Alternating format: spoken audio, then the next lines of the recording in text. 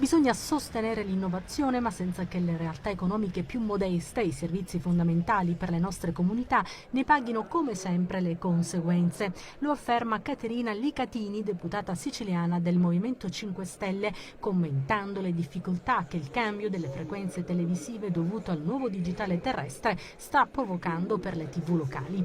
Licatini ha presentato un'interrogazione al Ministero dello Sviluppo Economico per far fronte a questa situazione che nel 2022 potrebbe vedere soccombere moltissime tra le emittenti più piccole e dunque più svantaggiate sul piano economico. I rischi che corrono le piccole TV private a causa del nuovo digitale terrestre si prevedono già da novembre scorso, afferma Licatini, e cioè da quando in molte regioni italiane sono incominciate le operazioni di spegnimento dei ripetitori TV che trasmettono sulle frequenze 694, 790, proprio quelle utilizzate da moltissime TV locali.